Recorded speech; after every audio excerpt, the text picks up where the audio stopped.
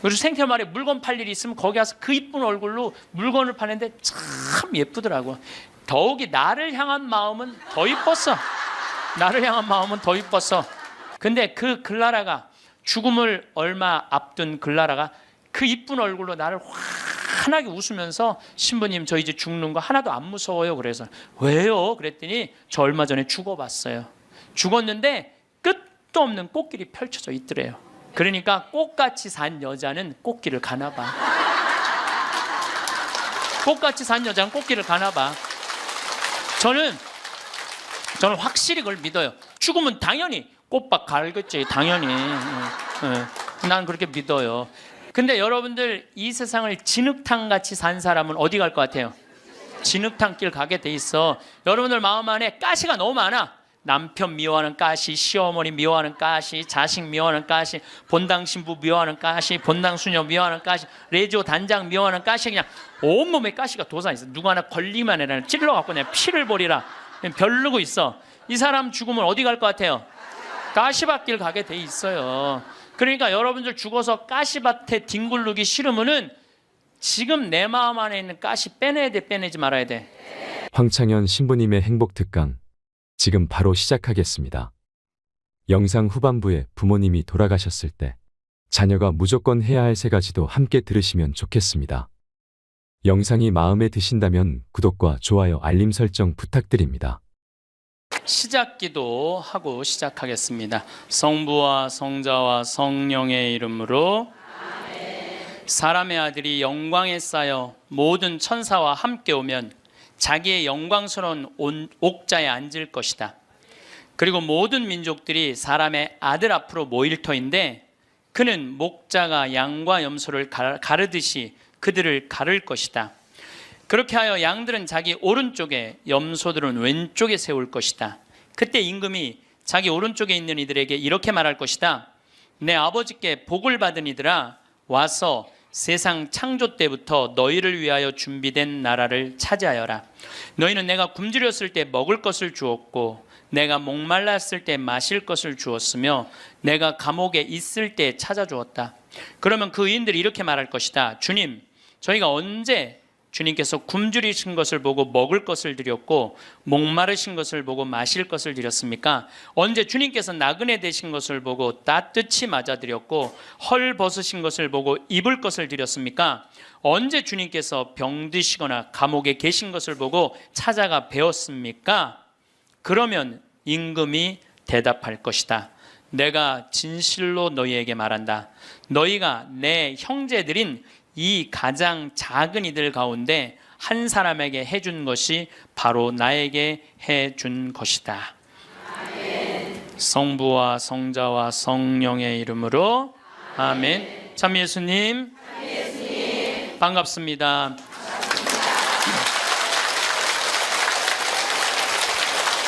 우리는 지금 위령성어를 맞이해서 죽음에 대한 이야기를 심각하게 지금 하고 있습니다.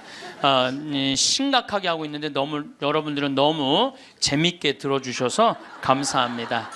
제가 20년 전에 평택 비전동 성당에 본당 신부를 할 때요. 이제는 남 경험이 아니라 제 경험입니다. 이제까지는 책에 나온 얘기, 유튜브에 나온 얘기인데 지금부터는 제 얘기를 하도록 하겠습니다. 1월 1일 날이에요. 평화의 모후 성마리아 대축일 1월 1일 날 미사가 다 끝나고 밤 10시입니다. 보통 미사 다 끝나고 신부가 자기 소파에 앉을 수 있는 시간이 밤 10시거든요. 밤 10시에 앉아서 음악을 듣고 있는데 그 늦은 밤에 초인종이 울렸어요. 사제관. 그래서 내가 나갔더니 엄마, 아빠, 딸 둘이 저를 찾아왔어요. 근데 처음 보는 사람들이에요. 처음 보는 사람들이라 세배를 이 늦은 시간에 1월 1일 날 세배를 왔나? 문을 열고 나갔더니 세배 온 사람들이 아니야. 모르는 사람들이니까 어떻게 성당을 오셨습니까? 그랬더니 자기네들 입교하려고 왔다는 거예요. 그래서 내가 물었어요. 왜 하필 1월 1일 밤 10시에 입교를 하려고 그러느냐. 그 많은 새털 같은 날 놔두고 왜 1월 1일 날 입교를 하려고 그러냐. 사연이 있느냐? 그랬더니 사연이 있대. 무슨 사연이 있느냐 그랬더니 자기 아버지가 살아생전에 그랬대요. 하느님을 믿느니 내 주먹을 믿어라. 천당, 지옥 이런 건 없다. 니네들 신부 목사들이 니네들 돈 울겨 먹으려고 겁주는 거다. 죽으면 끝나는 거지 무슨 천국 지옥이 있느냐. 성당에 나가면 다리 몽둥이 부러뜨릴 거다. 아주 철저한 무신론자 할아버지였대요. 근데 이 할아버지가 12월 20일 날 죽은 거야. 죽었는데 딱 죽었는데 저승사자가 까만 모자를 쓰고 까만 옷을 입은 저승사자 둘이 자기를 데리러 왔더래요. 자기는 아무것도 없는 줄 알았더니 까만 옷을 입은 사람이 자기를 끝도 없는 어둠으로 끌고 가더래요. 이게 죽었다가 살아 돌아온 사람들의 또 한 10% 정도는 어둠을 경험한다는 거예요. 그 어둠은 상상할 수 없을 정도로 공포스럽대요. 왜? 여러분들 끝도 없는 깜깜한 어둠으로 끌려가면 여러분 어떨 것 같아요?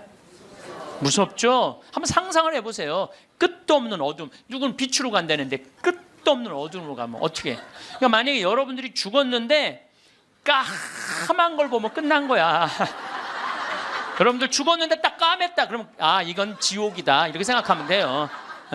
뭘 봐야 돼?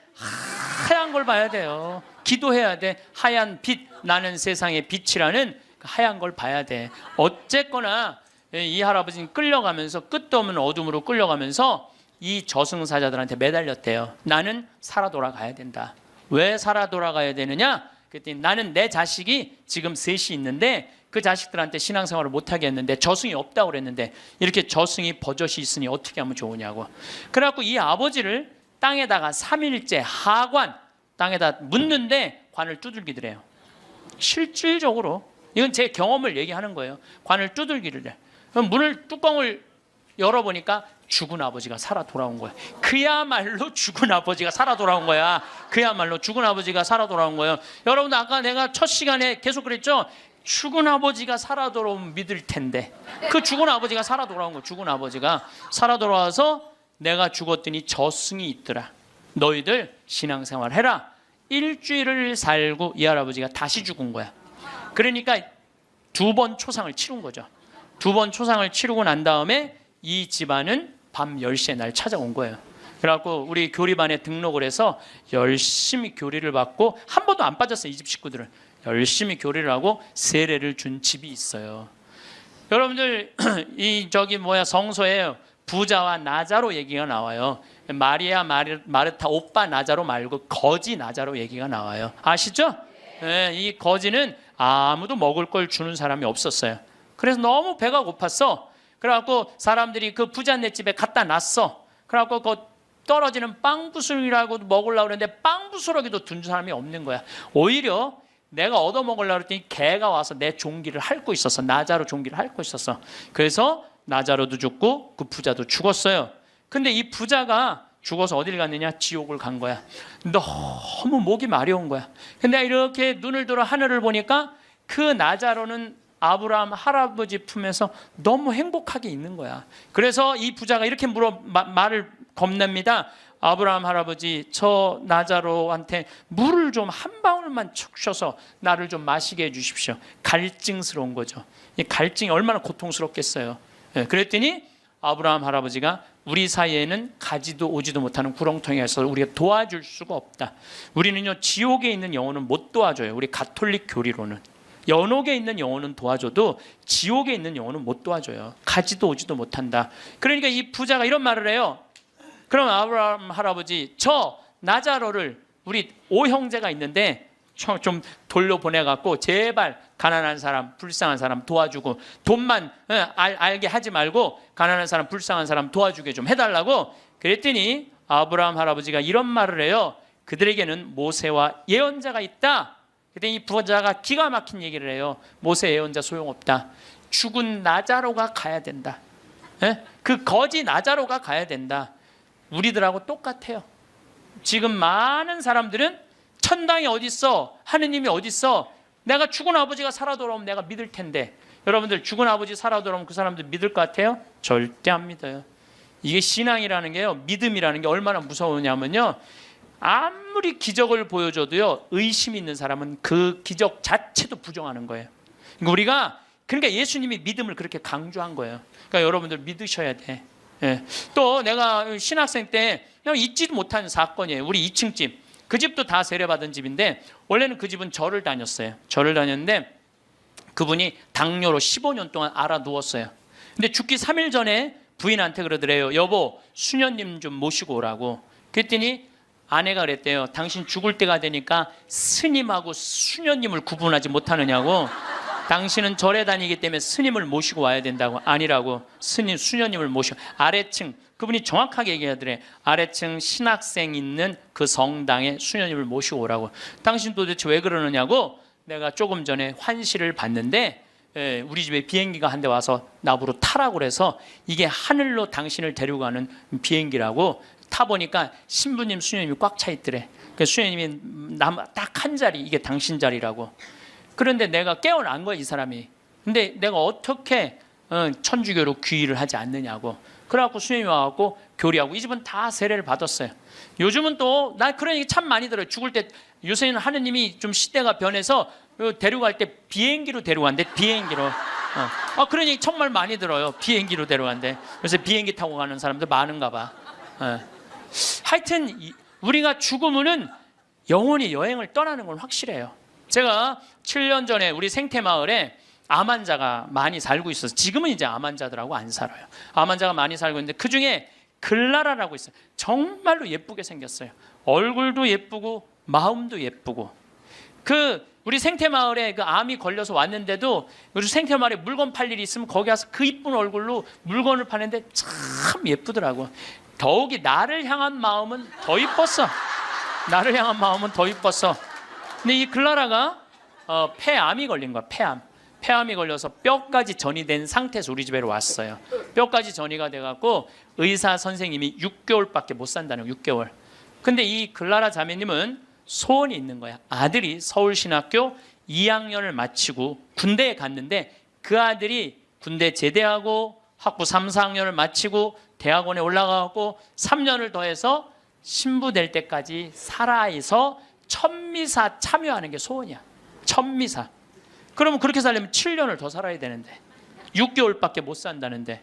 그래서 우리 황토 집에서 살아보자. 그래갖고 이제 황토 집 25평을 드렸어요. 그 그레고리오 형제님하고 글라라 자매님한테. 근데 기적같이 4년을 더 살았어요. 4년을. 서울대병원에서 당신은 살아있는 기적이라고. 온몸에 암세포가 있는데 이렇게 멀쩡한 거 보면 당신 기적 아니고는 설명이 안 된다고 맨날 의사 선생님이 그랬대요. 드디어 아들은 대학원까지 올라갔어요. 3년만 더 버티면은 드디어 아들 천미사를 볼 수 있는 거야. 그런데 그 더 이상은 못 견디더라고요. 머리까지 암이 전이가 되니까 그 이쁜 얼굴에 눈을 막 떠는데 내 가슴이 떨리는 거야. 왜 그러느냐 하면은 이제 살 날이 얼마 남지 않았구나. 그걸 보니까 너무 가슴이 아프더라고요. 결국은 일산 암센터로 갔어요. 내가 너무너무 사랑하는 가족들이니까 내가 찾아갔죠. 근데 그 글라라가, 죽음을 얼마 앞둔 글라라가 그 이쁜 얼굴로 나를 환하게 웃으면서 신부님 저 이제 죽는 거 하나도 안 무서워요. 그래서 왜요? 그랬더니 저 얼마 전에 죽어봤어요. 죽었는데 끝도 없는 꽃길이 펼쳐져 있더래요. 끝도 없는 꽃길이 펼쳐져 있는데 그러더래요. 이 길이 하느님, 예수님, 성모님 만나러 가는 길이라고. 그러니까 꽃같이 산 여자는 꽃길을 가나 봐. 꽃같이 산 여자는 꽃길을 가나 봐. 저는 확실히 그걸 믿어요. 왜냐하면 저도 강원도 평창에 살면서 마음이 참 좋아요. 생전 사람 미워할 일이 있어야지. 사람을 만나야지 사람을 미워하지. 사람을 만나야지. 거기 일어나 보면 아름다워. 요즘은 또 물안개 피는 계절이거든요. 강에 물안개 피면요 너무 아름다운 거야. 밤하늘에 별도 아름답고 이 단풍도 아름답고 그냥 여기에 감사의 꽃, 찬양의 꽃, 사랑의 꽃이 흘러넘치는데 죽으면 당연히 꽃밭 갈겠지. 당연히.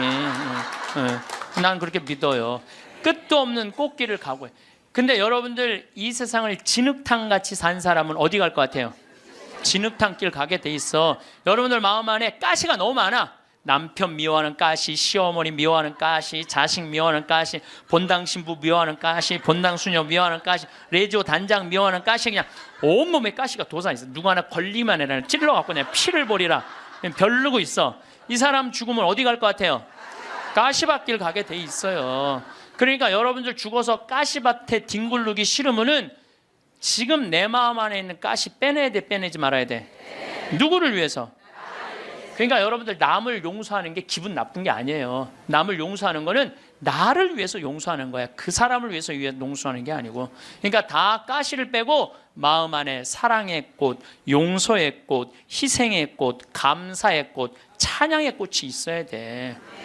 네, 뭐 여기 많은 교우들 중에 신부님 좀 미워서 죽게 자랑이 아니에요, 그게. 나 곧 가시 받길 뒹굴로 준비돼 있어요. 그 얘기하고 똑같은 거예요. 끝도 없는 꽃길이 펼쳐져 있더래요. 너무 행복하더래요. 근데 이 집 첫째 아들이 신학생이고 둘째 아들이 안드레아라는 아이인데 그 딸이 또 하나 있어요. 근데 이 둘째가 너무너무 괜찮은 애야. 엄마 아빠는 우리 생태마을에 와서 4년을 살았지. 이 형은 신학교 들어가 있지. 여동생 밥을 고등학생, 수험생 얘가 다 해주는 거야. 대학생이 자기 대학 다니면서. 또 내가 서울교구 서울 이 강남에 사는데 서울 금본당에 강의 오고 물건 팔러 오면은 또 신부님 오신다고 그 젊은 남자아이가 와서 물건 다 파는 거야. 그리고 야, 밥 사줄게 그러니 신부님 동생 밥 해줘야 돼. 그리고 얼마나 괜찮은 애예요. 근데 얘가 군대 가서 뭘 배웠냐면 심폐소생술을 배워둔 거야. 엄마가 이제 자다가 죽은 거야. 자다가 죽어서 이제 남편도 엄마 이제 죽었다. 다 포기를 했는데 얘는 포기를 안 한 거야. 심폐소생. 엄마는 꽃길을 가고 있는데 이놈은 죽지 말라고 심폐소생술 한 거야. 살려낸 거야. 살려냈어요. 네. 살려내갖고 엄마가 살아난 상태에서 내가 한 번 더 본 거죠. 그래서 이제 병원에 이제 간 거니까. 그래서 글라라 자매가 그러더라고요. 신부님, 저 이제 죽는 거 하나도 무섭지 않아요.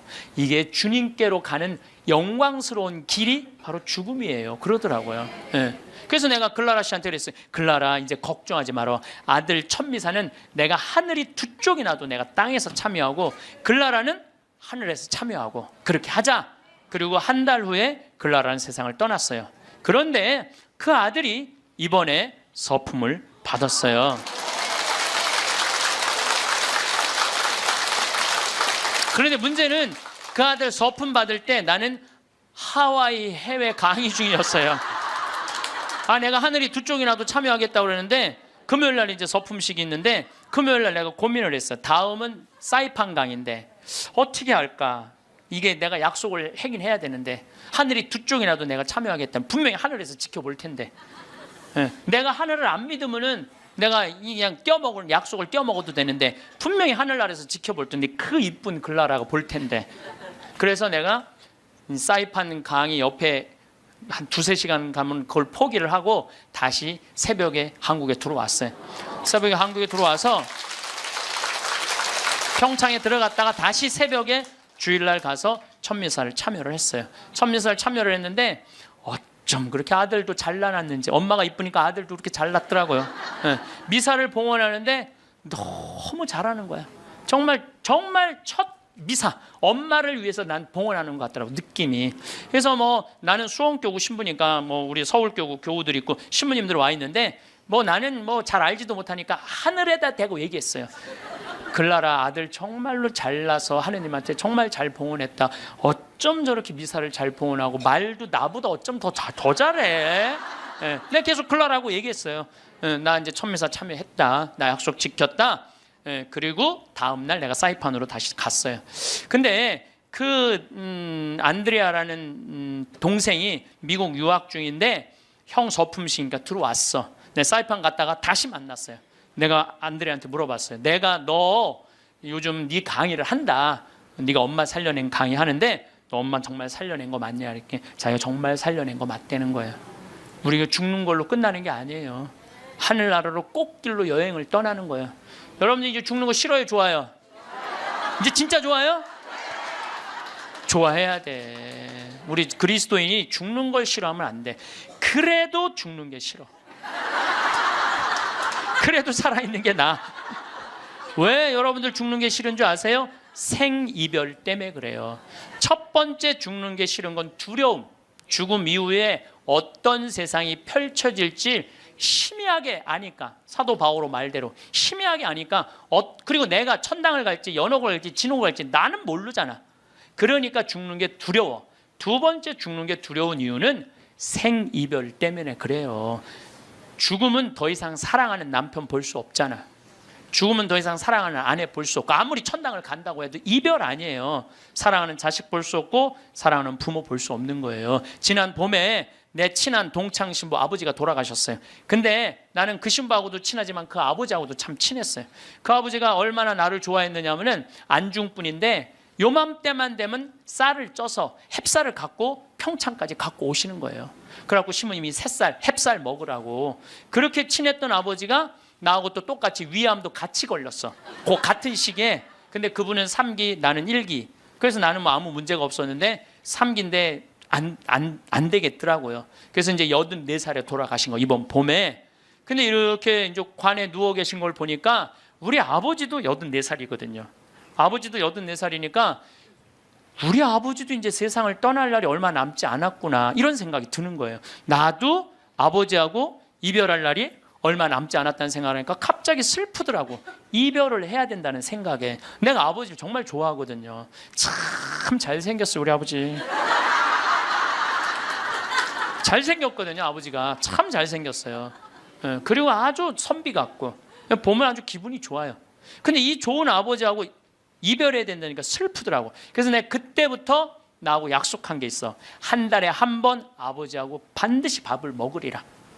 그래서 아무리 바빠도 수원 근처에 강의 가면은 전화를 해갖고 아버지하고 밥을 먹어요. 그래서 내가 아버지 보면서 이제 그 얘기는 안 하죠. 아버지 죽을 날이 얼마 남지 않아서 밥 먹는다, 그 얘기는 내가 안 해요. 아버지 죽을 날이 얼마 남지 않아서 밥 먹는다, 그런 얘기는 안 해도 이렇게 보면서 내가 이 아버지랑 자주 밥 먹어야지. 앞으로 봄은 얼마나 보나.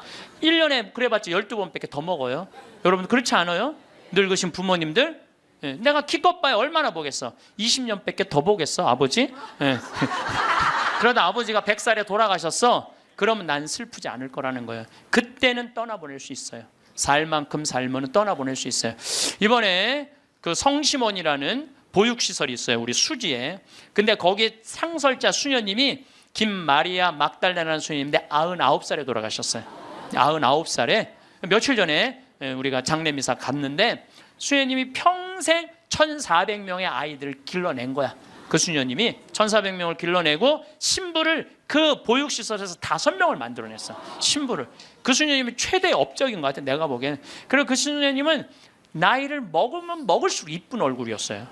참 예뻤어요. 그 수녀님 아는 분들은 제가 무슨 말을 하는 줄 알아. 근데 99살에 우리가 돌아가시기 전에 백수미사도 해드렸거든. 백수미사도 해드리고. 근데 이제 이렇게 수녀님 누워 계신 걸 보면서 참 멋있게 살다 가니까 하나도 안 슬픈 거예요. 하느님한테 갔구나, 이런 생각을 하니까. 사람은 그렇게 가야 돼요. 우리 아버지가 100살까지 살다가 행복하게 하면 난 행복하게 떠나보낼 수 있다, 이거 아버지. 떠나보낼 수 있어요. 그런데 이번에 세월호에서 죽은 애들, 피지도 못한 꽃이 죽으면 가슴이 아파요, 안 아파요? 얘네들 때문에 왜 아픈지 알아요, 여러분들? 얘네들 엄마들 생각을 해봐. 밥 한 번 더 차려주고 싶고, 한 번 더 쓰다듬어 주고 싶고, 장가도 보내고 싶고, 시집도 보내고 싶고, 쑥쑥 자라고 웃는 모습 하나만 봐도 너무 예쁘고 좋은데 이젠 더 이상 아무리 밥을 차려주고 싶어도 차려줄 수도 없고, 아무리 같이 손잡고 여행을 가고 싶어도 갈 수가 없는 거예요. 내가 아무리 세월호에서 죽은 아이들 천당 접수했다고 이야기한들 이 엄마들한테 위로가 될까요? 이별이 그래서 슬픈 거예요. 사랑을 마저 하지 못했기 때문에. 여러분들 사랑 마저, 이제 좀 사랑 좀 하려고 그랬는데 죽으면 아파요, 안 아파요? 그래서 저는 사랑도 나중에 하지 말아라. 사랑도 언제 해라? 지금 해라.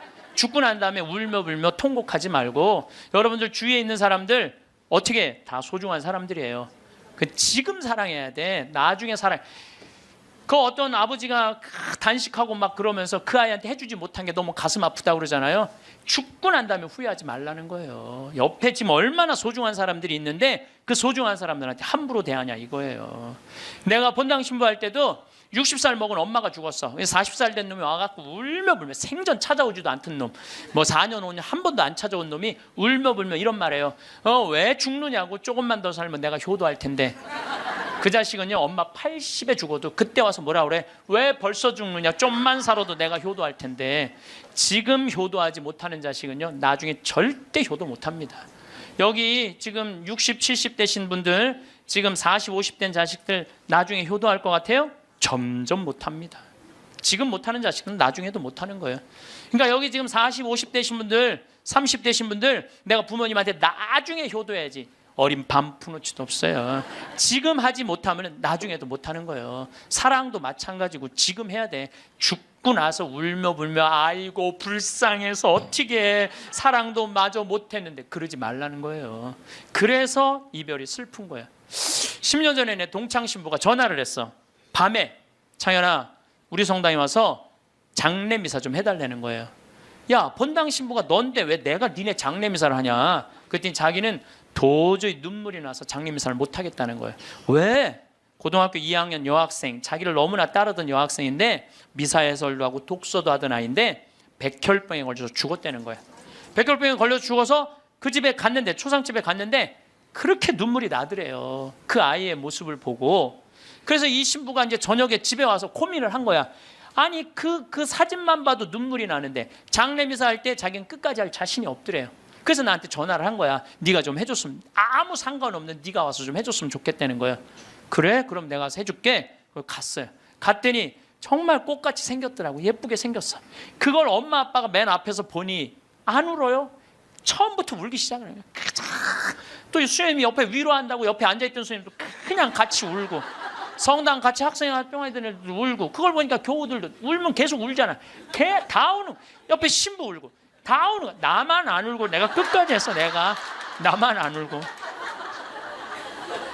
이 피지 못한 꽃이 죽을 때 우리는요 슬픈 거예요. 나는 이번에 그 유병원 씨가 처음에 내가 한 100억 정도 해갖고 보상해주겠다. 나는 그 말이 얼마나 화가 나는지 몰라요. 왜냐하면요 거기 죽은 아이 중에 2명은 예비 신학생이야. 신학교 가려고 그랬던 애들이 우리 교회 안에도 있었어요. 그리고 거기 보니까 그림 잘 그리는 애들도 있고, 거기에 무한한 가능성, 돈으로 따질 수가 없는 거예요.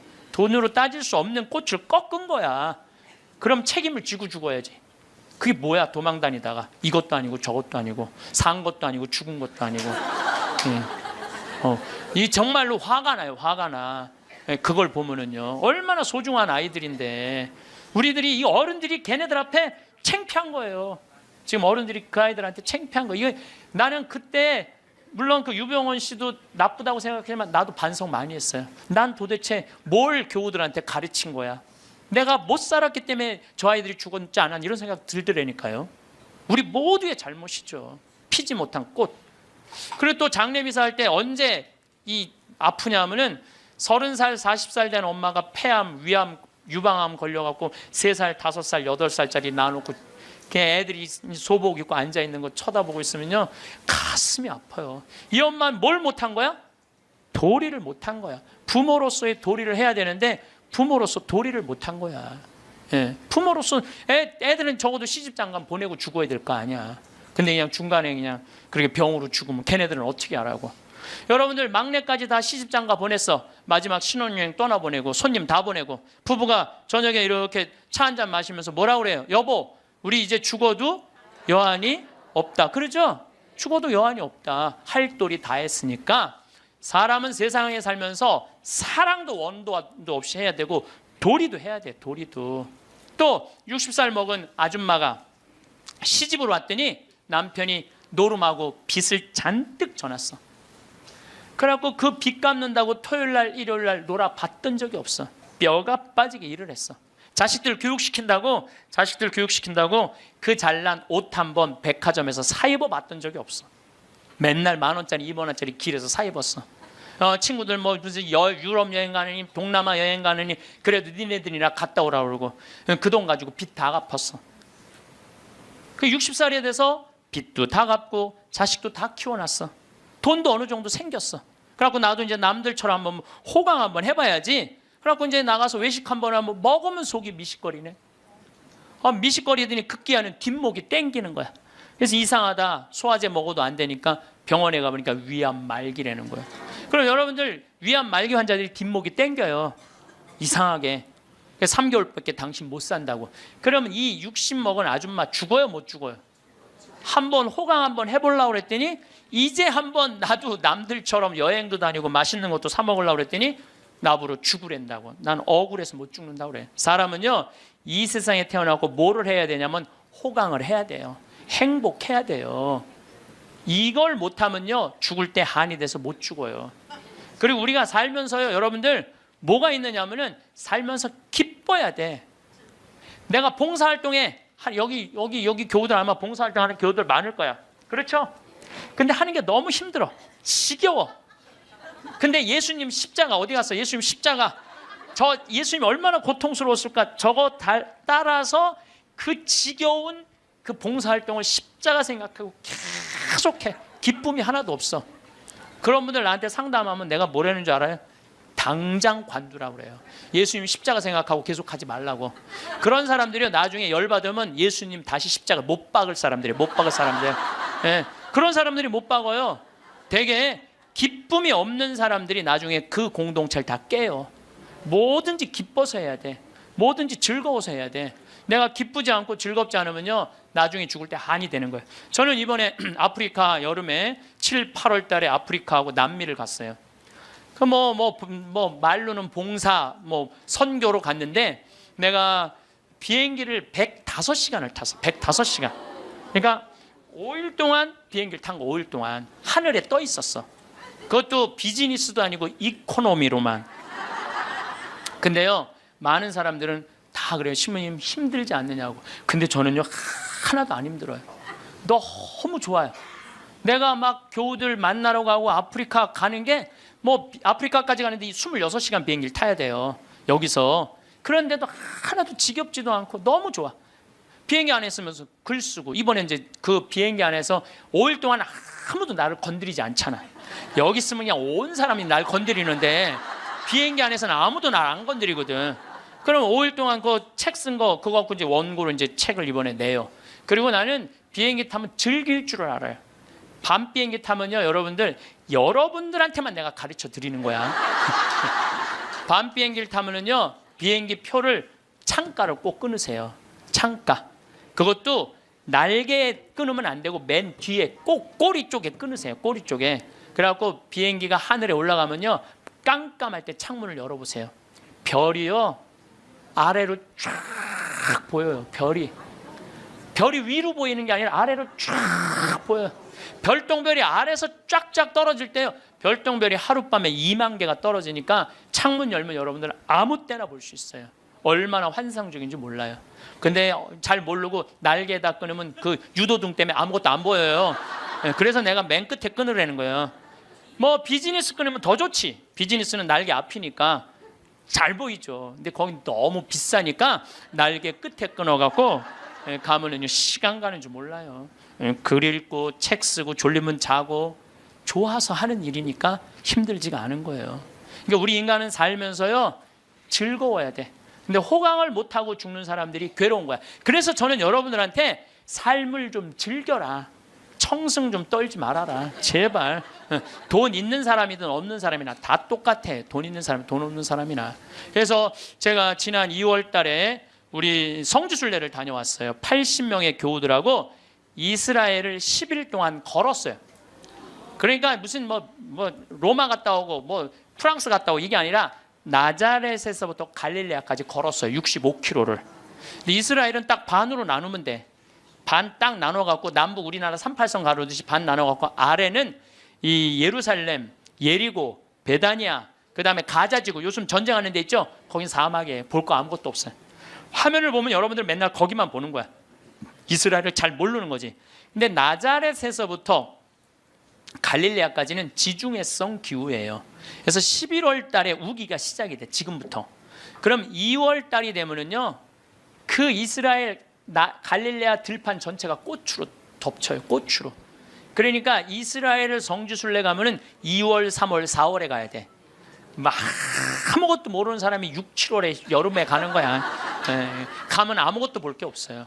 근데 2월 달에 가면은요 들판에 빨간 아네모네꽃, 우리나라 양귀비꽃 같은 게 있잖아요. 끝도 없이 펴 있어요. 쫙 80명의 교우들이 그 이 아네모네꽃 사이로 걸어가는데 한 폭의 그림이야.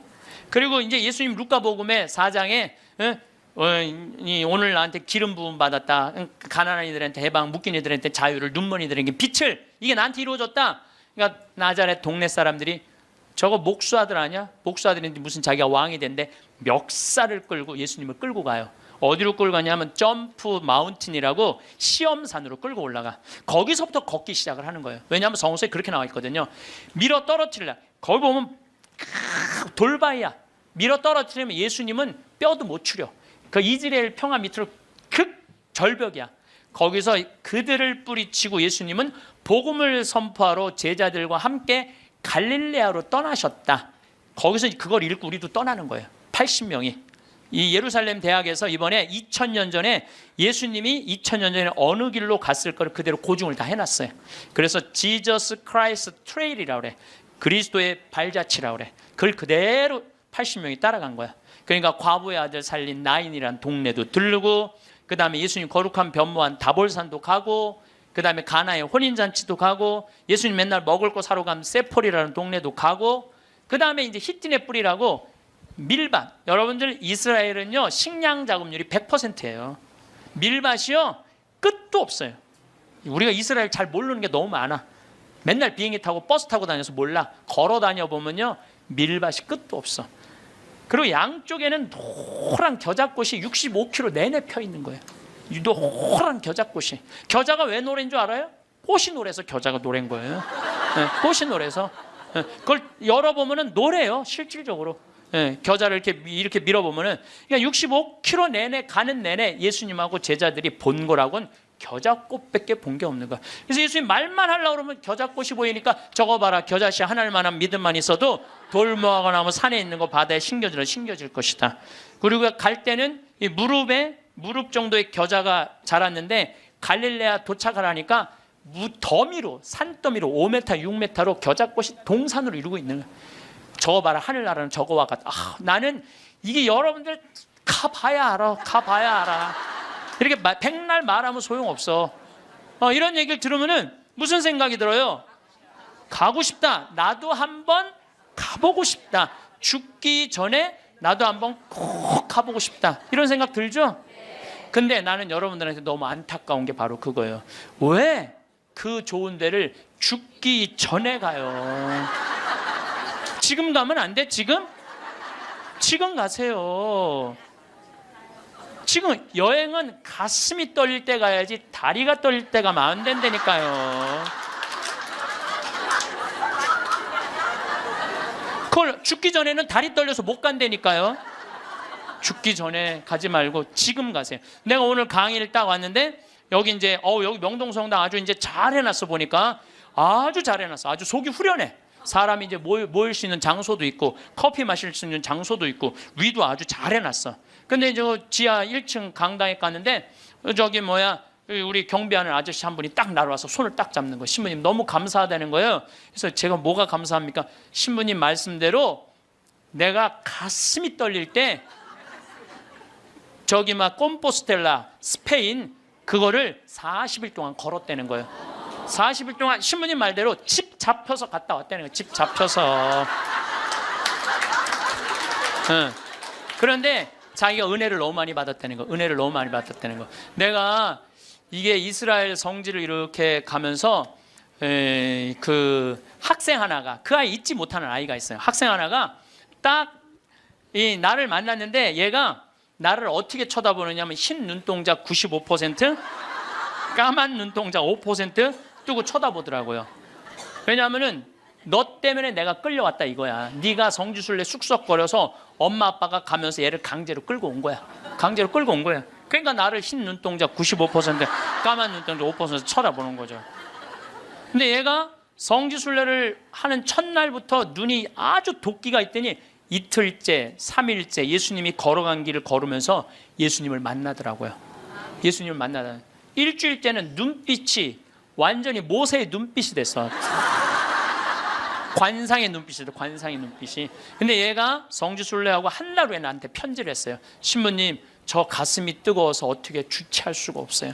하느님이 내 안에 살아 움직여서 자기가 어떻게 할 수가 없다는 거예요. 근데 며칠 전에 내가 서천이라는 곳에 강의를 갔는데 그쪽 분이에요. 엄마 아빠가 왔어. 신부님, 걔가 워낙 똑똑한 애거든요. 공부를 잘했던 애야. 근데 화학과를 갔는데 자기는 길을 못 찾아갖고 공부하는 게 싫다는 거야. 근데 얘가 지금 학교를 관두고 의대 공부를 한다는 거예요. 그래서 이제 내가 그랬거든. 나 지금 아프리카 봉사 가니까 의사가 돼갖고 좀 공부 좀 해라고. 근데 얘 공부하는 거예요. 이게요, 사람이요, 성지를 한번 갔다 오면요, 죽으면은 제일 좋은 건 죽으면 인생이 바뀌어. 죽어봐야 철이 드는데 죽는 건 좀 어려우니까 어떻게? 성지를 갔다 오는 게 좋아. 그러니까 여러분들 죽기 전에 가지 말고 언제가? 지금 가세요. 무슨 돈으로? 집 잡혀서 가라. 집 잡혀서. 응. 집 잡혀서 가라. 예. 여러분들 집 갖고 갈 거예요? 집 두고 갈 거예요. 두고 갈 집을 그렇게 벌벌벌 떨면서 이러지도 못하고 저러지도 못하는 분들 보면 너무 가슴이 아파요. 여러분들 이건희 회장님이요, 재산이 12조 5,900억이래. 12조 5,900억. 나는 12조도 필요 없어. 12조 뭐하러 필요해? 5천억도 난 필요 없어요. 그 끄트머리 900억만 있어도 좋겠어. 나 끄트머리 900억만 있어도 좋겠어. 그런데 그 900억도 필요 없어요. 쓰러져 누우면요, 아무 의미가 없는 거예요. 돈이 아무리 많으면 뭐예요. 예, 벤자민 플랭클린이라고 미국 독립선언서 쓴 사람이 이런 말을 해요. 재산을 잃으면 조금 잃은 거고, 명예를 잃으면 반을 잃은 거고, 건강을 잃으면 다 잃은 거다. 아파갖고 누우면요, 아무리 돈이 많아도 소용없는 거예요.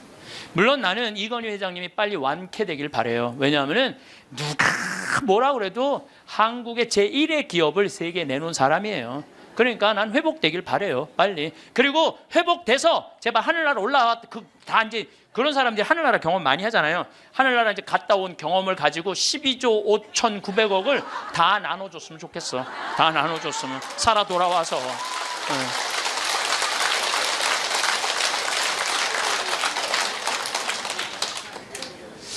우리가요, 인생은 땅 따먹기하고 똑같은 거예요. 여러분도 어렸을 때 땅 따먹기 해봤어요, 안 해봤어요? 해봤죠? 땅 따먹기. 동그라미 운동장 그리고 이렇게 신발 이렇게 돌려갖고 10원짜리로 3번 튀겨갖고 들어오면 내 땅, 못 들어오면 내 땅 아니고 막 그러다가 점점 땅이 좁아지는데 금이 닿으면 닿니 안 닿니 머리끄댕이 막 싸우고 그러잖아요. 해가 뉘엿뉘엿질 때 엄마가 데리러 나와요. 철수야, 영희야, 너 해졌다. 밥 먹으러 가자. 그럼 얘네들 중에 단 한 명도 엄마, 나 이거 내가 오늘 오후 내내 딴 땅이니까 나 이거 파갖고 들어가면 안 돼? 그리고 학교 운동장 파갖고 들어가는 애들 있어요? 손 탁탁 털고 들어가요. 그게 인생이에요. 여러분들 처음에 시집 와갖고 사글세, 월세, 전세 18평, 25평, 40평까지 넓혀갔어. 근데 하느님이 마지막 날, 얘야 너 인생에 해가 졌다. 마리아야, 베드로야, 너 이제 들어와라. 그럴 때 하느님, 나 이거 평생 딴 땅이니까 나 이거 파갖고 들어갈게요. 그리고 40평 지하로 저 무덤으로 쥐고 가는 사람 있어요, 없어요? 손 탁탁 털고 들어가요. 손 탁탁 털고 들어갈 걸 그걸 왜 못 쓰고 벌벌벌벌 떠냐 이거야. 집 잡혀서 여행도 다니고 어려운 사람도 도와주고, 맛있는 것도 사 먹고, 그리고 즐겁게 살다가 죽으면 되지. 그걸 그냥 아까워갖고 뒷방에서 벌벌벌벌 떨다가 죽어. 신부님, 빚 없는 사람, 집 없는 사람 어떻게 하라고 맨날 집 잡혀라. 걱정하지 말아라. 국가에서 용돈 나온다. 20만 원. 많은 분들이 이런 얘기해요. 신부님, 10년 전에 이런 얘기를 해요. 내가 10년 전에 54,000원 나올 때, 10년 전에 54,000원 나왔거든요. 할머니들 죽지 않고 조금만 버티면은 20만 원 나온다. 20만 원 나왔어요. 제가 다시 얘기합니다. 여러분들 이제 죽지 않고 좀만 10년만 더 버티면요, 얼마 나오면 50만 원 나와요. 50만 원 나오게 돼 있어요. 그런데 문제는 돈이 나오고 안 나오고가 문제가 아니에요. 그 돈을 쓸 줄을 모르는 거예요. 나와도 그 돈 쓸 줄 모르고 벌벌벌벌 떨다가 자식 그거 모아갖고 뒷바라지 해주는 할머니들 많아요. 그리고 또 어떻게? 버림받고. 그런 할머니들 대한민국에 수도 없이 많아요. 그리고 인생 가슴 치면서 죽을 때 내가 왜 그렇게 살았을까? 후회하는 할머니들 많아요. 그래서 죽을 때는 여러분들 3가지 갖고 가는 거예요. 추억 갖고 가는 거예요. 내가 인생을 어떻게 살았구나. 그 다음에 죽을 때 뭐 갖고 가? 선행 갖고 가는 거. 선행. 내가 살아서 불쌍한 사람 도와준 거. 그리고 죽을 때 뭐 갖고 가냐면 믿음 갖고 가는 거. 믿음. 이 세 가지가 없는 사람은요, 무슨 노잣돈, 무슨 신발 세 켤레, 밥 세 그릇을 갖고 가는 게 아니야. 추억이 없는 사람은 죽을 때 억울해서 못 죽어요. 선행이 없는 사람은 죽을 때 불안해서 못 가요. 믿음이 없는 사람, 그야말로 노잣돈이 없어서 못 떠나는 거예요. 이 얘기는 내가 다음 시간에 이 얘기는 하도록 하겠습니다. 마침 기도 바치겠습니다.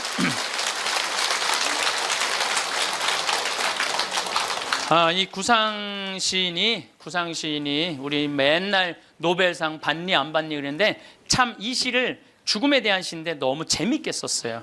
그래서 여러분들 기도하면서 한번 들어보시면 좋겠어요. 성부와 성자와 성령의 이름으로 아멘.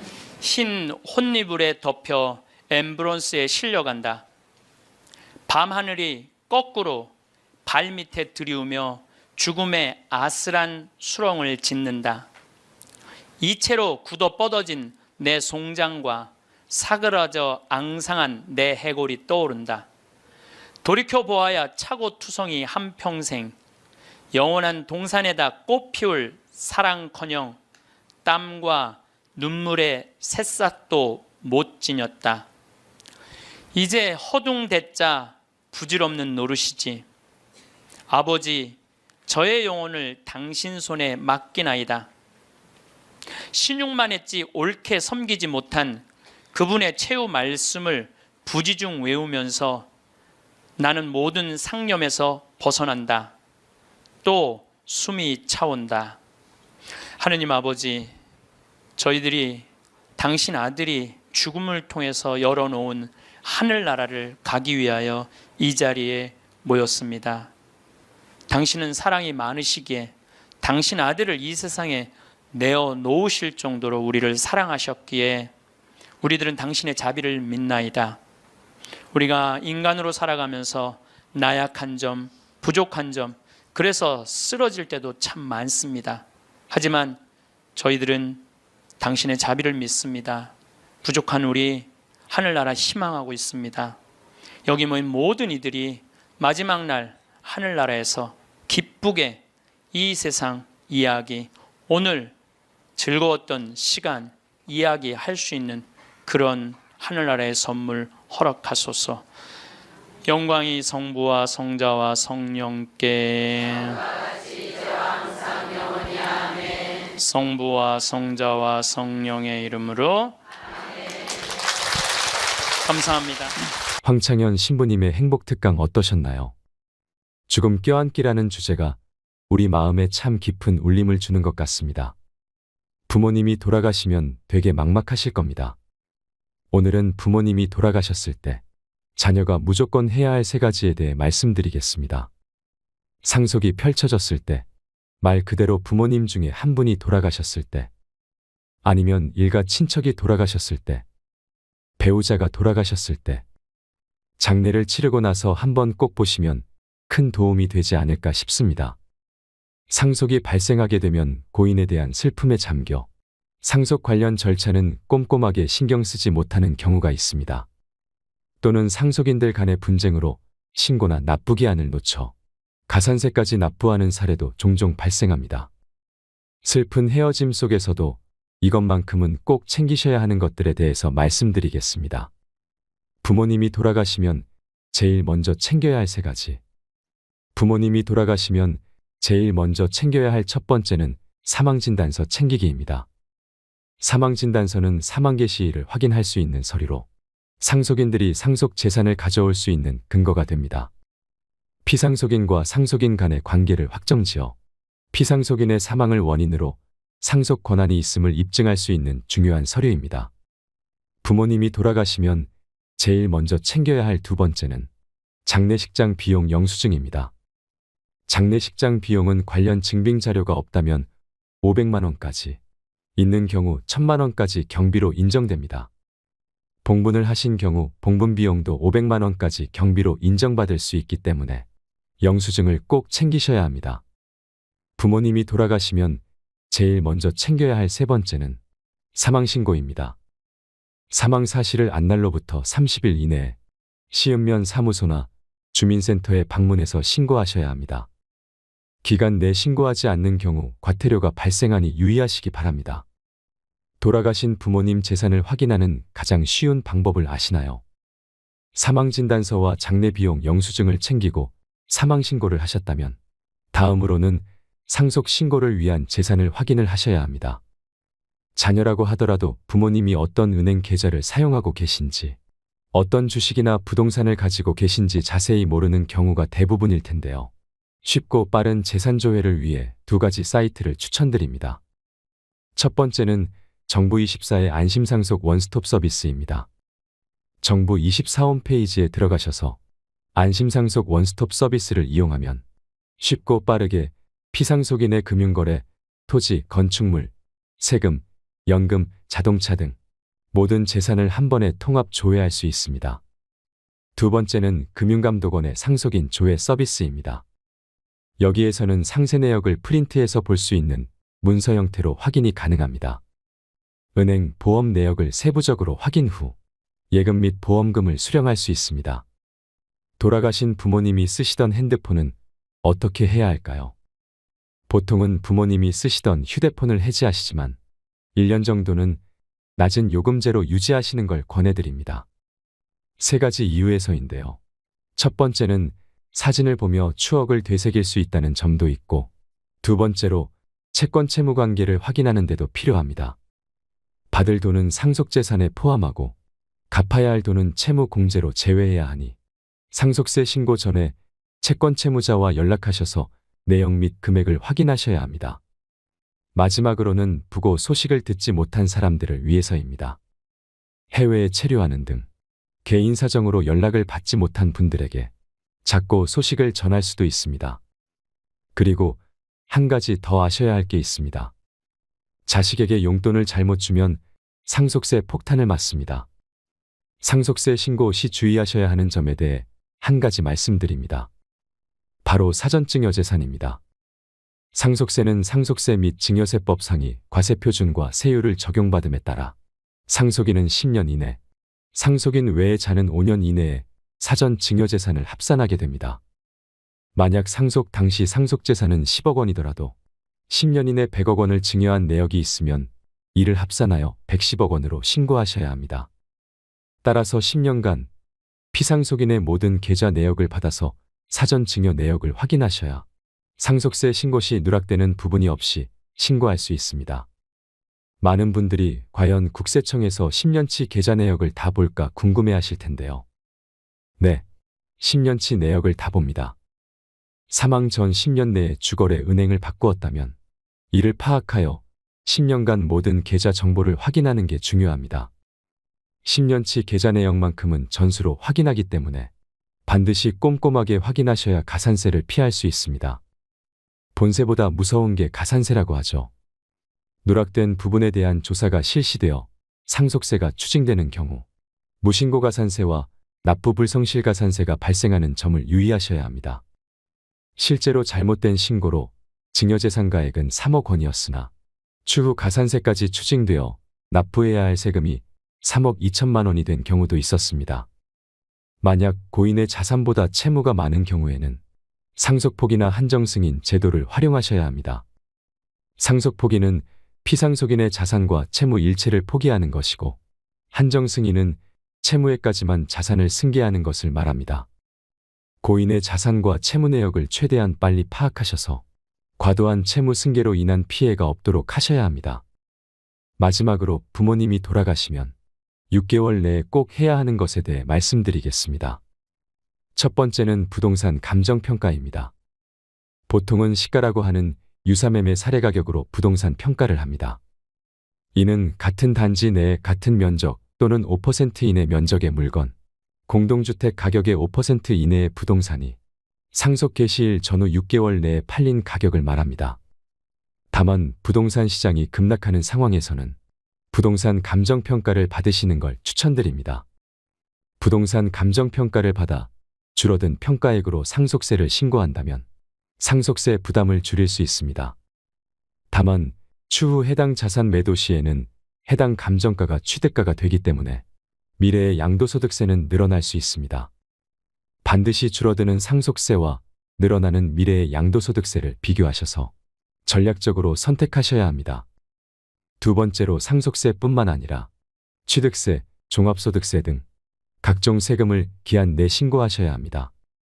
간혹 상속인들 간의 분쟁으로 상속재산에 대한 소유권이 명확하게 정해지지 않은 경우에도 기한은 꼭 지키셔야 합니다.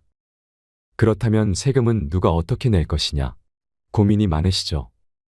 이때는 피상속인 계좌를 공동계좌로 만들 것을 추천드립니다. 우선 세금은 기한 내 납부하신 후에 상속인들 간 조율하시는 것이 현명합니다. 만약 고인이 사업자였다면 종합소득세 신고도 6개월 내에 해야 합니다. 흔히들 다음 연도 5월까지라고 알고 계시는데 사망이 발생한 경우는 예외적으로 6개월 이내에 신고해야 합니다. 최대한 빨리 진행하셔야 신고 및 납부 지연으로 인한 불이익을 피하실 수 있습니다. 우리 주변에 사랑하는 이가 떠나면 헛헛한 마음을 추스르기 힘들겠지만 또 누군가는 장례 후 절차를 진행해야 하지요. 주위의 소중한 분들께 이 영상을 공유해 주세요. 언젠가 필요한 순간에 도움이 되었으면 좋겠습니다. 오늘도 함께 해주셔서 감사드립니다. 이상으로 책틀맨이었습니다. 지혜를 쌓는 당신의 오늘이 아름답습니다. 더 좋은 영상으로 찾아뵙겠습니다.